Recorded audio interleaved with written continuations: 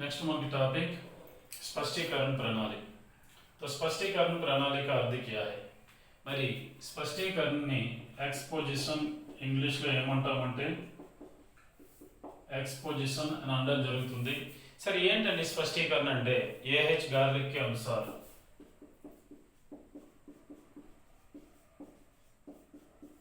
మళ్ళీ ఇక్కడ కూడా ఏహెచ్ గార్లిక్ ఏమన్నారో చూద్దాం. फर्स्ट पॉइंट, स्पष्टीकरण एक प्रकार का वर्णन है. स्पष्टीकरण एक प्रकार का वर्णन है और स्पष्टीकरण में भाव तथा अर्थ को स्पष्ट किया जाता है. स्पष्टीकरण में भाव तथा अर्थ को स्पष्ट किया जाता है. नेक्स्ट वन, थर्ड वन చూసినట్లయితే स्पष्टीकरण को विचारों को स्पष्ट रूप से व्यक्त करने की कला कहते हैं. विचारों को स्पष्ट रूप से व्यक्त करने की कला स्पष्टीकरण అని ఎవరన్నారు అంటే ఏహెచ్ గార్లిక్. ఏమన్నారండి? ఫస్ట్ వన్ చూసినట్లయితే स्पष्टीकरण इज इक्वल टू एक प्रकार का वर्णन అంటే ఇది వర్ణన లాంటిదే అని. నెక్స్ట్ వన్, सेकंड वन ఏమన్నారు అంటే स्पष्टीकरण के द्वारा भाव और अर्थ स्पष्ट किया जाता है. भाव और अर्थ स्पष्ट किया जाता है. नेक्स्ट वन, स्पष्टीकरण इज इक्वल टू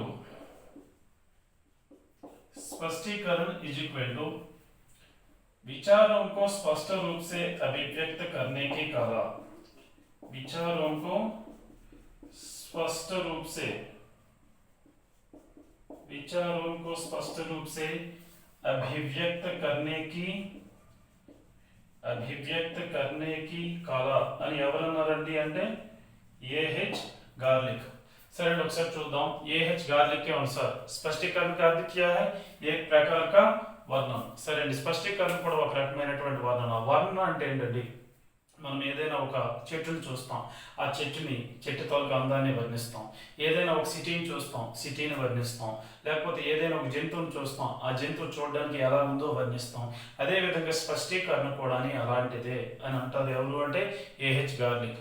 మరి ఇందులో ఏం చేయడం జరుగుతుంది అని అంటే स्पष्टीकरण में किसी भाव को या अर्थ को स्पष्ट किया जाता है. भाव तथा अर्थ स्पष्ट किया जाता है किसमें అంటే स्पष्टीकरण में. ఇక్కడ మనం గుర్తుంచుకోవాల్సిన ఒక విషయం ఏంటి అంటే भाव तथा विचार को स्पष्ट करना అంటే व्याख्या प्रणाली. చాలా मोस्ट इंपॉर्टेंट. भाव और विचारों को स्पष्ट करना किसके द्वारा? व्याख्या के द्वारा. भाव और अर्थ स्पष्ट किया जाता है किसके द्वारा? स्पष्टीकरण प्रणाली के द्वारा. किसके अनुसार? एएच गार्लिक के अनुसार. अलग स्पष्टीकरण को कला कहते हैं. कौन सी कला? विचारों को स्पष्ट रूप से अभिव्यक्त करने की कला. విచారం కో మరి ఇక్కడ విచారం అంటే ఏంటండి? కొన్ని థాట్స్ ఏవైతే ఉంటాయో, కొన్ని ఆలోచనలు ఏవైతే ఉంటాయో, మస్తిష్కంలో వచ్చేటువంటి ఏవైతే ఆలోచనలు ఉంటాయో వాటిని స్పష్టంగా అభివ్యక్తం చేసేటువంటి కళ స్పష్టీకరణ అని ఎవరన్నారు అంటే ఏహెచ్ గార్లిక్. ఓకే అండి, సరే. ఈ ఏహెచ్ గార్లిక్ తర్వాత మరి ఈ స్పష్టీకరణ యొక్క ఉద్దేశ్యం ఏంటో చూద్దాం. స్పష్టీకరణ యొక్క ఉద్దేశ్యం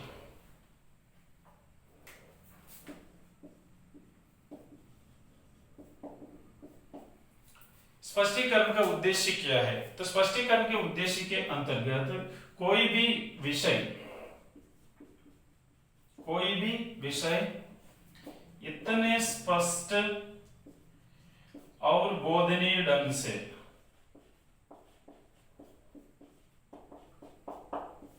చూడాలి. మరి ఈ స్పష్టీకరణలో ఏదైనా ఒక సబ్జెక్ట్ తీసుకోండి, అది హిందీ కావచ్చు, తెలుగు కావచ్చు, ఇంగ్లీష్ కావచ్చు, ఏదైనా కావచ్చు. ఓకే అండి, స్పష్టంగా, బోధనీయ, అర్థవంతంగా. బోధనీయ అంటే ఏంటండి? స్పష్టంగా మరియు అర్థవంతంగా పిల్లాడికి చెప్పడం. దానివల్ల ఏమవుతుంది అంటే బాలక హృదయంగం కర్తా హై. బాలక్ జో హోతా హై హృదయంగం అంటే దాని అర్థం ఏంటంటే తన హృదయంలో బదిలిపరుచుకుంటాడు.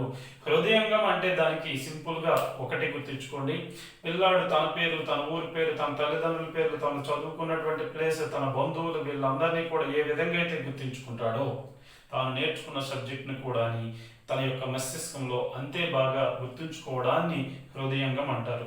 కాబట్టి यहाँ पर स्पष्टीकरण का उद्देश्य क्या है, किसी भी विषय को स्पष्ट और बोधनीय ढंग से बताना चाहिए, ऐसा बताने से बालक हृदयंगम कर लेते हैं. ఓకే అండి, సరే.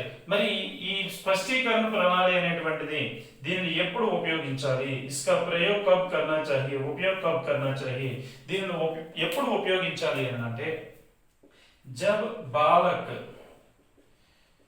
किसी विषय के बारे में ఏదైనా ఒక విషయం గురించి बहुत कम जानते हैं, बहुत कम जानते हैं, ఏదైనా ఒక సబ్జెక్ట్ గురించి చాలా తక్కువ, बहुत कम అంటే ఏదైనా ఒక సబ్జెక్ట్ గురించి ఎవరైనా ఒక వ్యక్తి గురించి చాలా తక్కువగా తెలిసినటువంటి సబ్జెక్ట్ గురించి స్పష్టీకరణ ప్రణాళికలో చెప్పడం జరుగుతుంది.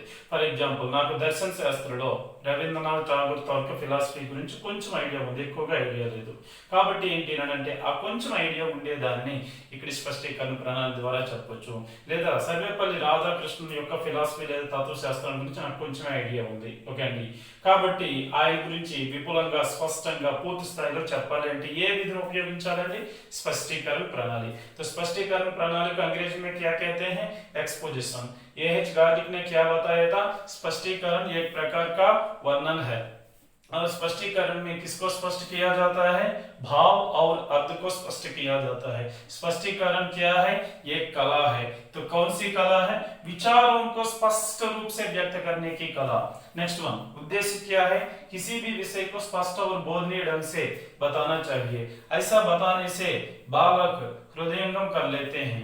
नेक्स्ट वन, इससे उपयोग क्या है, जब बालक यानी इसका उपयोग कब करना चाहिए, इसका प्रयोग कब करना चाहिए, जब बालक किसी विषय के बारे में बहुत कम जानता है, చాలా తక్కువ ఎప్పుడైతే తెలుసుకుంటాడో అలాంటప్పుడు దీనిని యూజ్ చేయాలి. नेक्स्ट वन మనకి స్పష్టీకరణ में सावधानियां. సరే, స్పష్టీకరణ में सावधानियां के अंतर्गతంగా మనం ఎలాంటి జాగ్రత్తలు తీసుకోవాలనేటువంటి చూద్దాం. ఇందులో మొత్తం 16 పాయింట్స్ ఉంటాయి, కానీ 16 పాయింట్స్ కూడా మనకు అవసరం ఉండవు. అందులో నుంచి బిట్స్ వచ్చే స్కోప్ తక్కువ. కొన్ని ఇంపార్టెంట్ ఉన్నాయి, అవి ఒక 8 to 10 ఉంటాయి, అవి చూద్దాం. సరే, फर्स्ट वन, स्पष्टीकरण कैसा होना चाहिए, सरल, सुबोध और सुनिश्चित. स्पष्टीकरण सरल, सुबोध और सुनिश्चित होना चाहिए. नेक्स्ट वन, सेकंड वन, अध्यापक की भाषा स्वाभाविक और बालकों के समझने के योग्य होनी चाहिए. अध्यापक की भाषा स्वाभाविक होनी चाहिए और बालकों के समझने के योग्य होनी चाहिए. Next third one, third one के अंतर्गతంగా వచ్చినట్లయితే మనకి अध्यापक जल्दी से जल्दी नहीं बोलना चाहिए. अध्यापक को जल्दी से बोलना नहीं चाहिए, ऐसा बोलने से बालक पूर्ण रूप से समझ नहीं पाते, विचारों को पूर्ण रूप से समझ नहीं पाते. नेक्स्ट वन, स्पष्टीकरण बालकों के मानसिक स्तर के अनुरूप होना चाहिए. स्पष्टीकरण बालकों के मानसिक स्तर के अनुरूप होना चाहिए. फर्स्ट वन ఏంటండి, स्पष्टीकरण सरल, सुबोध और सुनिश्चित होना चाहिए. सरल, सुबोध, सुनिश्चित होना चाहिए. सेकंड वन ఏంటండి, अध्यापक की भाषा स्वाभाविक होनी चाहिए और छात्रों के समझने के योग्य होनी चाहिए. नेक्स्ट वन, थर्ड वन, जल्दी से नहीं बोलना चाहिए. स्पष्टीकरण करते समय जल्दी से नहीं बोलना चाहिए, ऐसा बोलने से अध्यापक के जो विचार होते हैं उन विचारों को बालक समझ नहीं पाते हैं. नेक्स्ट वन, फोर्थ वन, तो फोर्थ वन के अंतर्गतंगा स्पष्टीकरण बालकों के मानसिक स्तर के अनुरूप होना चाहिए. स्पष्टीकरण बालकों के मानसिक स्तर के अनुरूप होना चाहिए. Fourth one. Next one, fifth one చూసినట్లయితే अध्यापक को अपनी विषय वस्तु का विचार विमर्श करना चाहिए. अध्यापक को अपनी विषय वस्तु का विचार विमर्श किसका विचार विमर्श, विषय वस्तु का विचार विमर्श करना चाहिए. और अध्यापक को विषय वस्तु जो होती है विषय वस्तु को तार्किक क्रम में रख लेना चाहिए. तार्किक क्रम, विषय वस्तु को किस क्रम में रखना चाहिए, तार्किक क्रम में. ओके अंडी. नेक्स्ट वन, सेवेंथ वन చూసినట్లయితే अध्यापक तो संपूर्ण पाठ को स्पष्ट और स्वाभाविक खंडों में बांट लेना चाहिए, विभाजित करना चाहिए। ओके अंडी, ఇది 7th point. Next one 8th point. अध्यापक को जो प्रस्तावना स्पष्टीकरण से संबंधित प्रस्तावना देता है तो प्रस्तावना संक्षिप्त होनी चाहिए। प्रस्तावना संक्षिप्त होनी चाहिए, तो संक्षिप्त से अधिक नहीं होनी चाहिए, यानी उसको विस्तार से नहीं बताना चाहिए। जब प्रस्तावना हो जाती है, प्रस्तावना हो जाने के तुरंत ही स्पष्टीकरण में जाना चाहिए। ये है तो मुख्य पॉइंट्स, और 2 पॉइंट्स है वे भी बताए जाएंगे। ओके 14 सॉरी, स्पष्टीकरण कैसे होना चाहिए? सरल, सुबोध और सुनिश्चित। మరి స్పష్టీకరణ అంటే ఏంటంటే పిల్లవాడికి మనం ఏదైతే ఉందో వివరిస్తామో ఆ వివరించేటప్పుడు సరళంగా ఉండాలి। Next one Subodh. సుబోధ్ అంటే బోధ్ అంటే అర్థం అవడం, సుబోధ్ అంటే చాలా బాగా అర్థం కావడం, సునిశ్చిత ఖచ్చితమైనటువంటిదై ఉండాలి। అంటే విషయం ఒకటి మనము స్పష్టీకరణ చేసేది వేరొకటిగా ఉండకూడదు, ఖచ్చితంగా ఉండాలి। ఖచ్చితంగా ఉంటే దాన్ని సునిశ్చిత అంటాం। ఓకే అండి, సరే। शिक्षक की भाषा, మరి ఉపాధ్యాయుడి యొక్క భాష ఎలా ఉండాలి అంటే स्पष्टीकरण की भाषा स्वाभाविक होनी चाहिए और छात्रों के समझने के योग्य। ఓకే అండి, స్వాభావికంగా అంటే ఉపాధ్యాయుడు తన యొక్క స్వాభావిక భాషను యూజ్ చేయాలి, అలాగే అది పిల్లలకు అర్థం కావాలి। నెక్స్ట్ వన్ జల్దీ नहीं बोलना चाहिए। ఓకే అండి, స్పష్టీకరణ చేసేటప్పుడు చాలా స్పీడ్ గా స్పష్టీకరణ చేయకూడదు। అలా చేసినట్లయితే छात्र विचारों को पूर्ण रूप से नहीं ग्रहण कर सकते। ఓకే అండి, పిల్లలు ఆ ఉపాధ్యాయుడు చెప్పిన ఏవైతే కాన్సెప్ట్స్ ఉన్నాయో వాటిని పూర్తి స్థాయిలో అర్థం చేసుకోలేరు। ఒకవేళ ఏంటండి जल्दी बोलने से जल्दी नहीं बोलना चाहिए, यदि जल्दी बोलेंगे तो यह नष्ट हो जाता है। नेक्स्ट वन स्पष्टीकरण बालकों के मानसिक स्तर के अनुसार होना चाहिए। स्पष्टीकरण बालकों के मानसिक स्तर के अनुसार होना चाहिए। नेक्स्ट वन विषय वस्तु का विचार विमर्श। మరి ఉపాధ్యాయుడు ఏం చేయాలి అంటే విషయ వస్తువుగా విచార విమర్శ అంటే ఏంటండి, దాని పట్ల అంటే ఏదైతే ఒక స్టోరీ తీసుకున్నారో ఆ స్టోరీని అక్కడ పిల్లాడికి స్పష్టీకరణ చేయాలి అనుకున్నారు। స్పష్టీకరణ చేసే మునుపు దాంట్లో విచార విమర్శ అంటే దాన్ని పూర్తి స్థాయిలో ఆలోచించి అందులో ఉండే మంచి ఏంటి చెడు ఏంటి దాని గురించి ఏం చెప్పాలి ఏం చెప్పకూడదు అనేటువంటిది ముందుగా విచార విమర్శ చేసుకుని వెళ్ళాల్సి ఉంటుంది। నెక్స్ట్ 6th వన్ విషయ వస్తువుకు తార్కిక క్రమ में रख लेना चाहिए। ఓకే అండి, సరే తాను ఏదైతే విషయాన్ని చెప్పాలనుకుంటున్నాడో, ఫర్ ఎగ్జాంపుల్ గాంధీ గారి జీవితం గురించి చెప్పాలనుకుంటున్నారు, గాంధీ గారి జీవితం గురించి చెప్పాలనుకునేటప్పుడు ఏం చెప్పాలి, దేని తర్వాత ఏది, ఓకే గాంధీ గారి బాల్యం తర్వాత ఏం చెప్పాలి, అందులో ఏ టాపిక్ చెప్పాలి అనేటువంటిది తార్కికమైనటువంటి క్రమంలో ఓకే అండి ఆర్డర్ గా ఓకే బై ఆర్డర్ లో ఇక్కడ ఉంచుకోవాల్సి ఉంటుంది।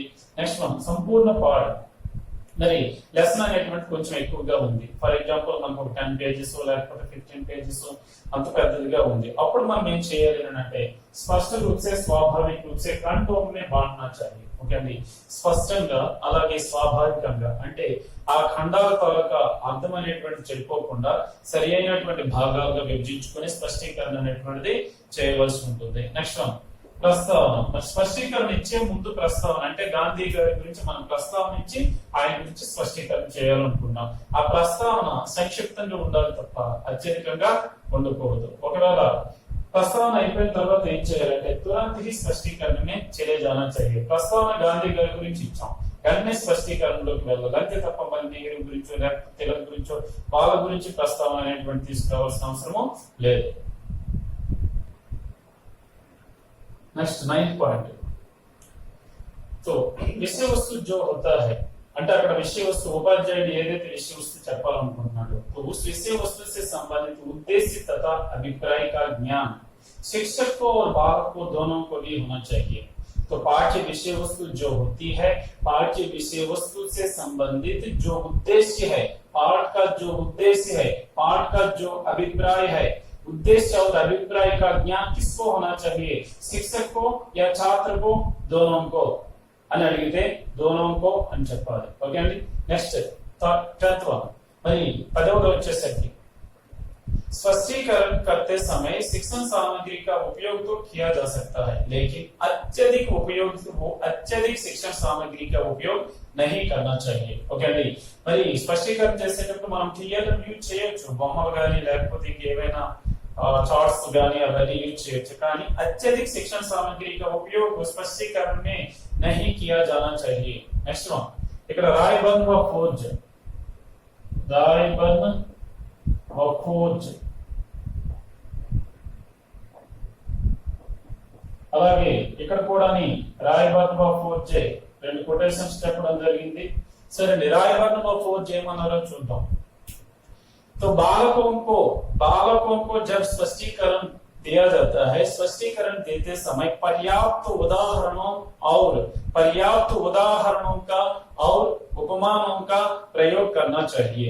तो पर्याप्त उदाहरण देते समय उदाहरण सचित्र भी हो सकते हैं, मौखिक भी हो सकते हैं.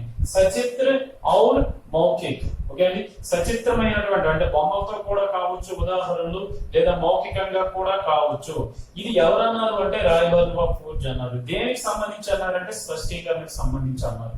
నెక్స్ట్ వన్, रायबर्न व खोज का और एक कोटेशन है. इनको कोटेशन ఏంటి అంటే बालकों से प्रश्न पूछने का अवसर दिया जाना चाहिए. यानी बालकों को प्रश्न पूछने का अवसर, పిల్లలు కూడా కొన్ని క్వశ్చన్స్ టీచర్ ని అడగడానికి ఛాన్స్ ఇవ్వాలి.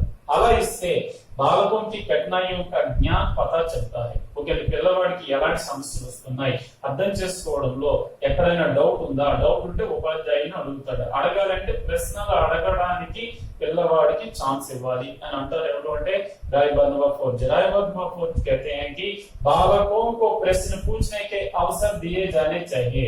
ऐसे देने से बालकों की जो कठिनाइयां है, जो समस्याएं है, तो कठिनाइयां या समस्याओं का ज्ञान अध्यापक को पता चलता है. और पता चलने के बाद अध्यापक बालकों की आवश्यकताओं और रुचियों के अनुसार स्पष्टीकरण करने में समर्थ हो जाता है. किसके अनुसार? रायबर्न व खोज के अनुसार. ఒకసారి చూద్దాం మళ్ళీ. విషయ వస్తువు, మరి ఏదైతే విషయ వస్తువు ఉందో, ఏదైతే పాఠం ఉందో ఉపాధ్యాయుడు దాన్ని స్పష్టీకరణ చేయాలనుకుంటున్నారు, దాని తాలూకు ఉద్దేశము లేదా లక్ష్యము, ఆ పాఠం తాలూకు ఉద్దేశం ఏంటి, దాని లక్ష్యం ఏంటి, లేదా ఆ పాఠం తాలూకు అభిప్రాయం లేదా తాత్పర్యం ఏంటి, దాని తాలూకు గోల్ ఏంటి అనేటువంటి జ్ఞానం ఎవరికి ఉండాలి అంటే ఒకటి శిక్షకుకి ఉండాలి, రెండు ఛాత్రకి ఉండాలి. ఓకే అండి, చాలా ఇంపార్టెంట్. ఓకే అండి, అంటే ఆ పాఠం తాలూకు ఉద్దేశం ఉపాధ్యాయుడికి ఎంత అయితే తెలిసి ఉండాలో పిల్లాడికి కూడా అంతే తెలిసి ఉండాలి స్పష్టీకరణకు సంబంధించి. నెక్స్ట్ వన్, అత్యధిక శిక్షణ సామగ్రి का उपयोग ना करें. ఓకే, టీఎల్ఎం అంటే శిక్షణ సామగ్రి ఏవైనా చార్ట్స్, బొమ్మలు ఏవైనా కూడా అత్యధికంగా ఉపయోగించకూడదు. అత్యధికంగా ఉపయోగిస్తే నష్టం ఏంటండి అంటే तो बालक स्पष्टीकरण की अपेक्षा शिक्षण सामग्री के प्रति अधिक आकर्षित हो जाता है. ఇక్కడ శిక్షణ సామగ్రిని ఎక్కువగా చూడడానికి ప్రాధాన్యత ఇస్తారు తప్ప ఉపాధ్యాయుడు ఏం చెప్తున్నారో వినడానికి మాత్రం అక్కడ ప్రాధాన్యత ఇవ్వకపోవచ్చు. నెక్స్ట్ వన్, रायबर्न व खोज. रायबर्न व खोज ఏమన్నారండి? तो पर्याप्त उदाहरणों या तुलनाओं का प्रयोग. సరే, పర్యాప్త ఉదాహరణం या तुलनाओं का प्रयोग करना चाहिए. అంటే ఎప్పుడు కూడా స్పష్టీకరణ ఇచ్చేటప్పుడు ఉన్నట్లుగా చెప్తే పిల్లలకు అర్థం కాదు. కాబట్టి ఏం చేయాలంటే ఉదాహరణ లేదా తులన అంటే ఒక దానితో ఇంకో దాన్ని పోల్చడం. ఓకే అండి. సరే, ఒక దాన్ని ఇంకో దానితో పోలుస్తూ ఉదాహరణలు ఇస్తూ ఉండాలి. మరి ఉదాహరణలు ఏవి ఇవ్వాలండి? మౌఖికంగా ఇవ్వాలా లేదా సచిత్ర ఇవ్వాలా? మౌఖికంగా అంటే నోటితో కూడా ఉదాహరణలు ఇవ్వచ్చు. కొన్ని సందర్భాల్లో మనం నోటితో ఎంత చెప్పినా కూడా పిల్లలకు అర్థం కాదు. కాబట్టి అలాంటప్పుడు సచిత్ర అంటే చిత్రాలతో కూడుకున్న, బొమ్మలతో కూడుకున్న అని అర్థం. ఓకే, బొమ్మలతో కూడుకున్నదే కూడా ఉండొచ్చు అని అన్నారు. ఎవరు అంటే రాయబర్న్ व खोज. దేనికి అంతర్గతంగా అంటే స్పష్టీకరణ ప్రణాళిక అంతర్గతంగా. నెక్స్ట్ వన్, మళ్ళీ రాయబర్న్ व खोज ఏమంటారు అంటే छात्रों को प्रश्न पूछने का अवसर दिया जाना चाहिए. ఓకే అండి, ప్రశ్న పూछने का अवसर అంటే ప్రశ్నలు అడిగేటువంటి ఛాన్స్ పిల్లాడికి ఇవ్వాలి ఉపాధ్యాయుడు. పిల్లాడు కొన్ని క్వశ్చన్స్ ఉపాధ్యాయుడిని అడగడం జరుగుతుంది. సార్, మీరు పలానా చోట పలానా చెప్పారు, అది నాకు అర్థం కాలేదు, దాని అర్థం ఏంటి అని పిల్లాడు అడగాలనుకుంటున్నాడు. అలా అడగడానికి ఉపాధ్యాయుడు ఛాన్స్ ఇవ్వాలి. అలా ఇస్తే బాలకోకి కఠినాయం చేయాలి. మరి పిల్లవాడికి కఠినాయి అంటే సమస్య ఎక్కడ ఉంది అనేటువంటి ఉపాధ్యాయుడికి తెలుస్తుంది. పిల్లవాడికి క్వశ్చన్ అడగడానికి ఛాన్స్ ఇవ్వకపోయినట్లయితే అక్కడ ఉపాధ్యాయుడికి పిల్లలతో సమస్యలు ఏంటి అనేటువంటివి తెలియదు. అలాగే बालकों की आवश्यकताओं और रुचियों के अनुसार स्पष्टीकरण कर सकता है. మరి పిల్లలు కొన్ని క్వశ్చన్స్ అడిగిన తర్వాత సార్ మీరు అక్కడ ఏదో చెప్పారు కానీ నాకు అర్థం కాలేదు, ఓకే అక్కడ మళ్ళీ ఒకసారి చెప్తారా అని పిల్లాడు అడిగాడు. అలాగే అడిగేటప్పుడు ఆ పిల్లాడికి ఏం అవసరమో ఆవశ్యకత ఔర్ రుచియం, ఓకే ఆ పిల్లాడితో అభిరుచి ఏంటి అనేటువంటి తెలుసుకుని వాళ్ళ ఆవశ్యకత అవసరాలు మరియు అభిరుచులకు అనుగుణంగా ఉపాధ్యాయుడు లెసన్ అనేటువంటి స్పష్టీకరణ చేయడం జరుగుతుంది.